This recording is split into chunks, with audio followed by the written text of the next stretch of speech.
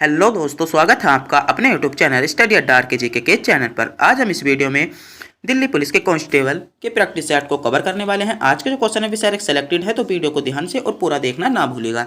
तो बिना टाइम गवाए करते हैं वीडियो को स्टार्ट। आपका पहला क्वेश्चन है, भारतीय तटरेखा की लंबाई है। भारतीय जो तटरेखा है उसकी लंबाई कितनी है, लगभग में आपको बतानी है। तो आपके ऑप्शंस दिए गए हैं, जल्दी से जल्दी कमेंट बॉक्स में बताइएगा कि कितनी भारतीय तटरेखा की लंबाई है। आपके ऑप्शंस दिए गए हैं, ए 4900 किलोमीटर, बी 7500 किलोमीटर, सी 5700 किलोमीटर या 8300 किलोमीटर। तो कितने किलोमीटर है, तो आपका सही जवाब हो जाता है 5700 किलोमीटर। ऑप्शन बी आपका बिल्कुल सही जवाब हो जाता है।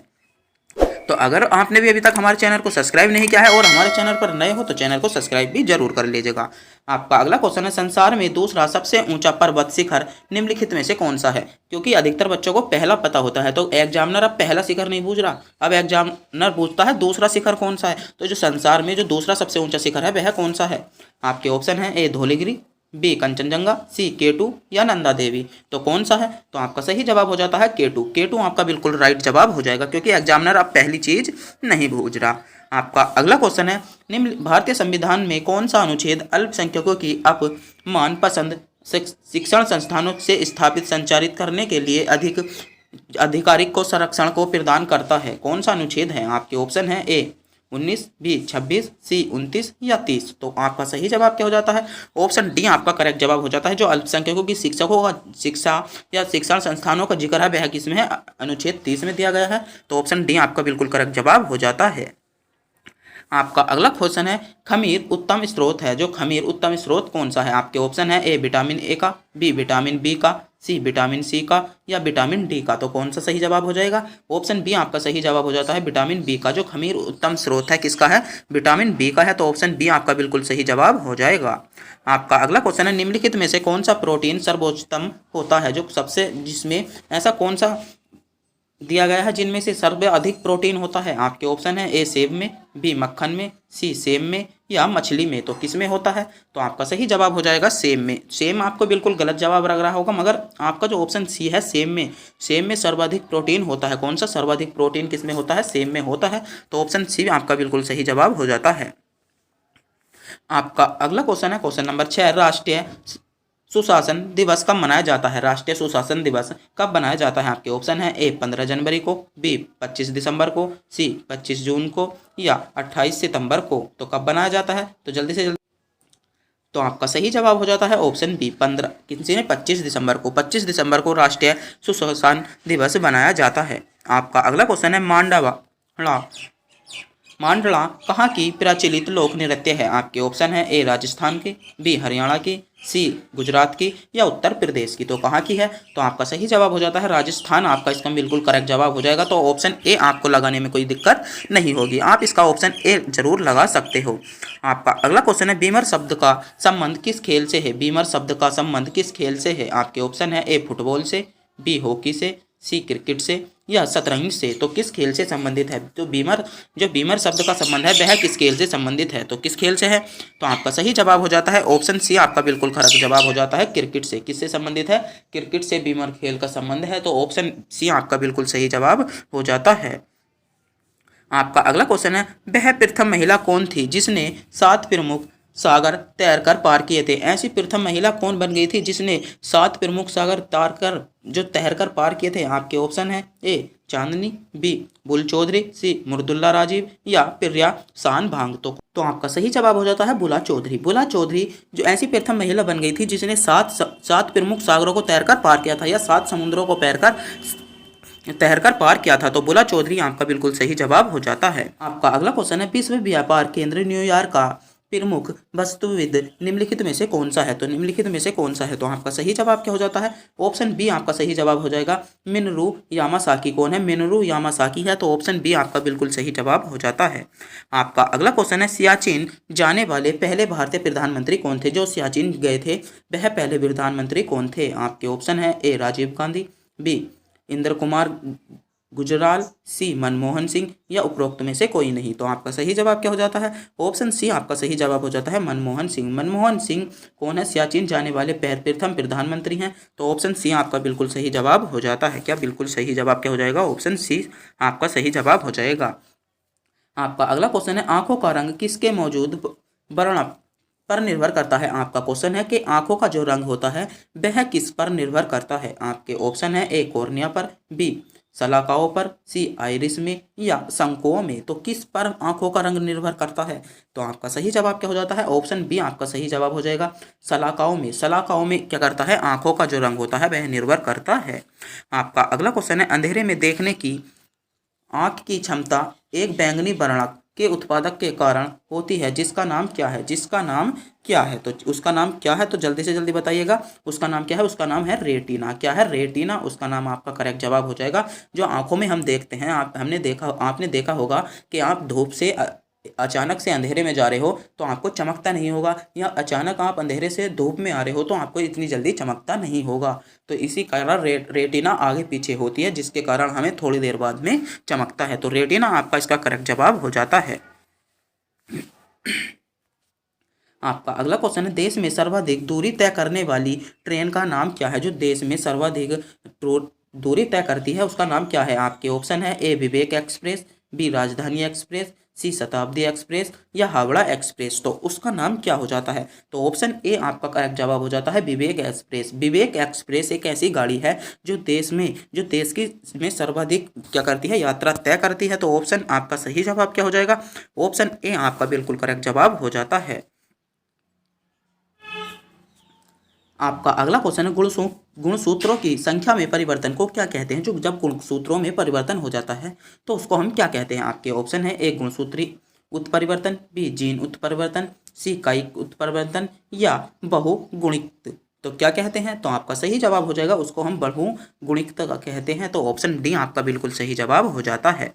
आपका अगला क्वेश्चन है पंडित शिव कुमार शर्मा निम्नलिखित में से किस खाद्य यंत्र के विशेषज्ञ हैं? आपके ऑप्शन दिए गए हैं कि जो पंडित शिव कुमार हैं वह निम्नलिखित में से किस खाद्य यंत्र के विशेषज्ञ हैं? तो किसके हैं? तो आपका करेक्ट जवाब हो जाएगा संतूर के। तो ऑप्शन डी आपका बिल्कुल सही जवाब हो जाता है। जो पंडित शिव कुमार जो शर्मा निम्नलिखित में से किसके हैं? तो संतूर के हैं। तो ऑप्शन डी आपका बिल्कुल सही जवाब हो जाएगा।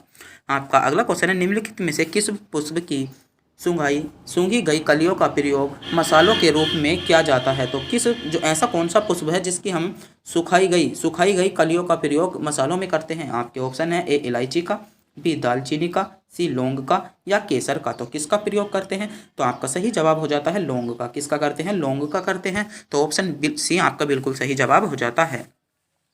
आपका अगला क्वेश्चन है परितंत्रिक तंत्र में नाइट्रोजन का परिसंचरण किसके द्वारा होता है? तो किसके द्वारा होता है? आपके ऑप्शन है ए केंचुआ द्वारा, बी फजाई द्वारा, सी जीवाणु द्वारा या प्रोटोजोआ द्वारा। तो किसके द्वारा होता है? तो फजाई द्वारा होता है। तो ऑप्शन बी आपका बिल्कुल सही जवाब हो जाता है।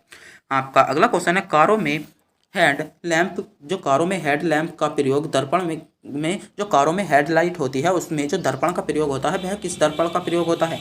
आपके ऑप्शन है ए अवतल दर्पण का, बी समतल दर्पण का, सी गोलीय दर्पण का या बेलनाकार अवतल दर्पण का। तो किसका प्रयोग होता है? तो ऑप्शन ए आपका सही जवाब हो जाएगा अवतल दर्पण का। किसका प्रयोग होता है? अवतल दर्पण का प्रयोग होता है।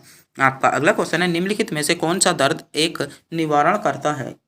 का निवारण करता है? आपके ऑप्शन है एंटीबायोटिक, बी एंटोपायोरेटिक, सी एंटोजेसिक या डी नेफ्रेटिक। तो कौन करता है? तो आपका सही जवाब क्या हो जाता है? ऑप्शन बी आपका सही जवाब हो जाता है एंटीपायोरेटिक। कौन करता है? एंटीपायोरेटिक करता है। तो ऑप्शन सी आपका बिल्कुल सही जवाब हो जाता है।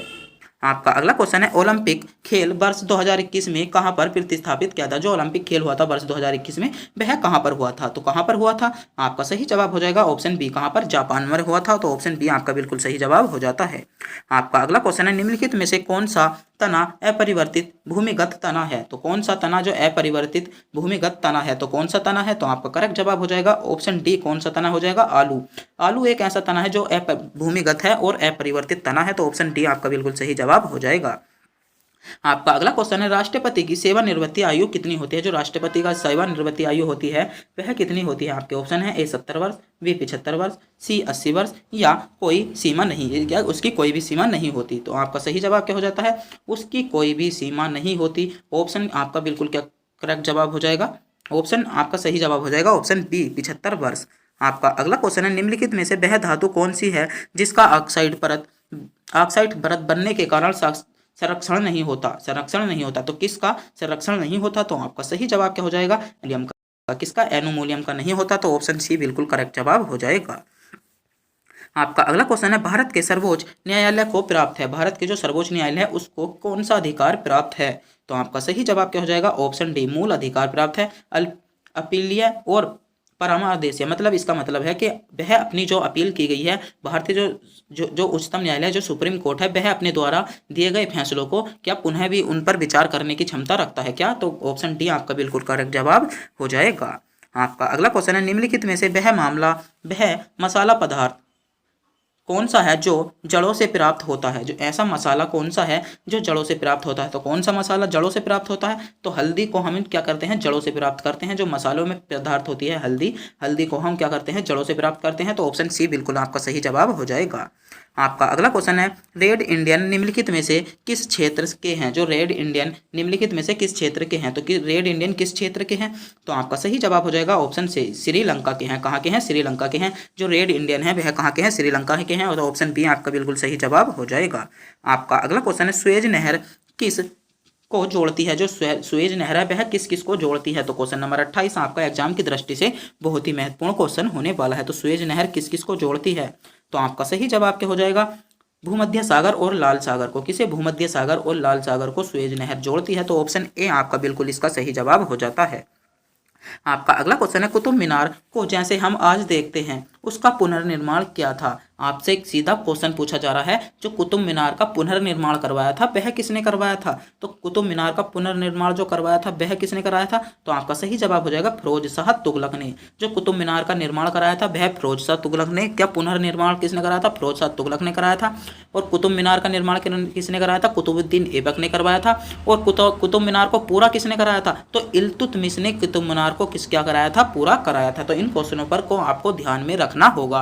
और जो आपका अगला क्वेश्चन क्या है, आपका क्वेश्चन नंबर 30, यह क्या है कि इब्न बतूता किसके शासनकाल में भारत आया था, जो इब्न बतूता था वह किसके शासनकाल में भारत आया था, तो क्वेश्चन नंबर 30 आपका बहुत ही महत्वपूर्ण क्वेश्चन है। तो किसके समय में इब्न बतूता जो है वह कहां पर आया था, भारत में आया था, तो किसके शासनकाल में आया था, तो जल्दी से जल्दी कमेंट बॉक्स में बताइए कि किसके शासनकाल में आया था। तो आपका सही जवाब क्या हो जाता है, अलाउद्दीन खिलजी, आपका ऑप्शन बी बिल्कुल करेक्ट जवाब हो जाएगा। आपका अगला क्वेश्चन है, निम्नलिखित में से कौन सा घटक हरित क्रांति लाने वाली कृषि नीति का अंग नहीं रहा, हरित क्रांति लाने वाली कृषि नीति का अंग कौन सा नहीं रहा, तो आपका सही जवाब क्या हो जाएगा, गारंटीड अधिकतम दाम। जो अधिकतम दाम है वह हरित क्रांति में जो वृद्धि लाने का क्या नहीं रहा, क्या अंग नहीं रहा, तो ऑप्शन बी आपका बिल्कुल सही जवाब हो जाएगा। आपका अगला क्वेश्चन है, उस खाद्य फसल का नाम बताइए जो भारत में सर्वाधिक उपजाई होती है या उपाई जाती है। ऐसी कौन सी खाद्य फसल है जिसका भारत में सर्वाधिक उपज की जाती है, तो आपका सही जवाब क्या हो जाएगा, ऑप्शन डी आपका बिल्कुल करेक्ट जवाब हो जाएगा। कौन सी, चावल। चावल एक ऐसी उपजी फसल है जिसका अधिक उत्पादन किया जाता है, किसमें, भारत में। आपका अगला क्वेश्चन है, पृथ्वी के सबसे नजदीक कौन सा तारा है, जो पृथ्वी के सबसे नजदीक तारा कौन सा है, तो क्वेश्चन नंबर 33 आपका बहुत ही महत्वपूर्ण क्वेश्चन है। तो आपको बताना होगा पृथ्वी के सबसे नजदीक कौन सा तारा है, तो कौन सा तारा पृथ्वी के सबसे नजदीक है, तो आपका सही जवाब क्या हो जाता है, ऑप्शन सी आपका सही जवाब हो जाएगा, ध्रुव तारा। ध्रुव तारा पृथ्वी के सबसे नजदीक तारा है, तो ऑप्शन सी बिल्कुल आपका करेक्ट जवाब हो जाएगा। आपका अगला क्वेश्चन है, सूर्य से पृथ्वी तक पहुंचने में प्रकाश को कितना समय लगता है। जब सूर्य से प्रकाश आता है तो उसे पृथ्वी तक आने में कितना समय लग जाता है, तो आपका सही जवाब हो जाएगा option B 8 minute 20 second. 8 minute 20 second उसको लग जाते हैं। जब सूर्य से पृथ्वी पर प्रकाश आता है तो उसको आने में कितना समय लग जाता है, 8 मिनट 20 सेकंड लग जाते हैं। आपका अगला क्वेश्चन है, बृहत्तर भारत निम्नलिखित में से किसका घोतक है, तो बृहत्तर जो भारत निम्नलिखित में से किसका घोतर है, तो आपका सही जवाब क्या हो जाएगा, सांस्कृतिक एकता का। किसका है, सांस्कृतिक एकता का है, तो ऑप्शन बी आपका बिल्कुल सही जवाब हो जाएगा। आपका अगला क्वेश्चन है क्वेश्चन नंबर 36, भारत के राष्ट्रपति के पास आपात अधिकार है। भारत के जो राष्ट्रपति है उसके पास आपात अधिकार कितने हैं, आपके ऑप्शंस दिए गए हैं, तो जल्दी से जल्दी आप कमेंट बॉक्स में बताइए। तो आपके सही जवाब क्या हो जाएगा, तीन प्रकार के आपात क्या है, आपात अधिकार हैं। जो भारत के राष्ट्रपति होता है उसके पास 3 प्रकार के आपात अधिकार है। आपका क्वेश्चन है, पादपोभूमि। आपका अगला क्वेश्चन है, पादपों में मूल रोम द्वारा जल जिस प्रक्रिया द्वारा अवशोषित किया जाता है वह क्या कहलाती है, तो वह क्या कहलाती है, तो आपका सही जवाब क्या हो जाता है, ऑप्शन डी आपका सही जवाब हो जाएगा, परासरण। क्या कहलाती है, परासरण कहलाती है, तो ऑप्शन डी बिल्कुल आपका सही जवाब हो जाता है। आपका अगला क्वेश्चन है, फलों वालों कि सैर नमक उत्सव कहाँ पर मनाया जाता है? तो कहाँ पर बनाया जाता है? तो आपका सही जवाब हो जाएगा दिल्ली में बनाया जाता है। कहाँ पर? दिल्ली में बनाया जाता है। आपका अगला क्वेश्चन है, निम्नलिखित में से सर्वाधिक कठोर धातु कौन सी है? ऐसी कौन सी कठोर धातु है? आपके ऑप्शंस दिए गए हैं तो आपको बताना होगा कि सर्वाधिक कठोर धातु कौन सी है। तो सर्वाधिक कठोर धातु कौन सी हो जाती है? आपका सही जवाब हो जाता है टंगस्टन। टंगस्टन सर्वाधिक कठोर धातु है, तो ऑप्शन डी आपका करेक्ट जवाब हो जाएगा। आपका अगला क्वेश्चन है क्वेश्चन नंबर 40। वर्ष 1877 में इंपीरियल दरबार में हाथ से बनी हुई खादी कपड़ों को पहनकर कौन गया था? जो इंपीरियल दरबार में जो हाथ से बने हुए कपड़े थे उनको पहनकर कौन गया था? तो क्वेश्चन नंबर 40 आपका महत्वपूर्ण क्वेश्चन है, तो जल्दी से जल्दी, क्योंकि हर 10 क्वेश्चन पर आपको एक क्वेश्चन का टेस्ट दिया गया है, तो कमेंट बॉक्स में बताइए कि कौन पहनकर गया था जो इंपीरियल दरबार में, जो 1857 में इंपीरियल दरबार में हाथ से बनाए हुए कपड़े पहनकर गया था, वह कौन गया था? तो इस क्वेश्चन का भी जवाब आपको क्या मिल जाएगा? कमेंट बॉक्स में मिल जाएगा। आपका अगला क्वेश्चन है, भारत में राजस्व एकमात्र करने की स्थायी बंदोबस्त की प्रणाली शुरू की थी? तो किसने प्रणाली शुरू की थी? तो आपका सही जवाब का जवाब लॉर्ड कार्नवालिस ने। किसने? लॉर्ड कार्नवालिस ने की थी। तो ऑप्शन डी आपका बिल्कुल सही जवाब हो जाता है। आपका अगला क्वेश्चन है, निम्नलिखित में से कौन सा सशास्त्रीय संगीतज्ञ के रूप में प्रसिद्ध है? जो सशास्त्रीय संगीतज्ञ है उसके रूप में प्रसिद्ध कौन है? तो आपका सही जवाब क्या हो जाता है? ऑप्शन सी आपका सही जवाब हो जाएगा श्री कृष्ण मूर्ति शास्त्री गल। कौन है? जो ऑप्शन बी आपका करेक्ट जवाब हो जाएगा क्या? बी कृष्ण मूर्ति शास्त्री गल। तो ऑप्शन सी आपका क्या हो जाता है? सही जवाब हो जाता है। आपका अगला क्वेश्चन है, भारत का अंतिम वायसराय कौन था? जो भारत का अंतिम वायसराय था वह कौन था? तो क्वेश्चन नंबर 43 आपका एग्जाम की दृष्टि से बहुत ही महत्वपूर्ण क्वेश्चन है। तो भारत का अंतिम वायसराय कौन था? तो जल्दी से जल्दी कमेंट बॉक्स में बताइए कौन था। आपका सही जवाब हो जाएगा लॉर्ड माउंटबेटन। तो ऑप्शन बी आपका क्या हो जाता है? बिल्कुल सही जवाब। ऑप्शन बी आपका सही जवाब हो जाता है। आपका अगला क्वेश्चन है, अंतर्राष्ट्रीय आपराधिक अधिकार पुलिस संगठन का मुख्यालय कहाँ पर है? पुलिस संगठन जो अंतर्राष्ट्रीय आपराधिक पुलिस संगठन का मुख्यालय है वह कहाँ पर है? तो आपका सही जवाब क्या हो जाएगा? पेरिस में है। कहाँ पर है? पेरिस में है। तो ऑप्शन बी बिल्कुल आपका सही जवाब हो जाएगा। आपका अगला क्वेश्चन है, दादा साहेब फाल्के पुरस्कार प्राप्त करने वाली पहली महिला कौन थी? जो दादा साहेब फाल्के पुरस्कार प्राप्त करने वाली पहली महिला कौन थी? तो कौन थी पहली महिला? आपका सही जवाब हो जाएगा देविका रानी। देविका रानी पहली महिला थी। तो ऑप्शन सी बिल्कुल आपका करेक्ट जवाब हो जाएगा। दादा साहेब फाल्के पुरस्कार प्राप्त करने वाली पहली महिला कौन बनी? देविका रानी बनी। तो ऑप्शन सी आपका बिल्कुल करेक्ट जवाब हो जाएगा। आपका अगला क्वेश्चन है, भारत का पहला उप प्रधानमंत्री कौन था? तो क्वेश्चन नंबर 46 ऐसे क्वेश्चन आपसे पूछ लिए जाते हैं कि भारत का पहला उप प्रधानमंत्री कौन था? तो भारत का पहला उप प्रधानमंत्री कौन था? वल्लभ भाई पटेल। कौन थे? वल्लभ भाई पटेल थे। तो ऑप्शन बी आपका बिल्कुल सही जवाब हो जाता है।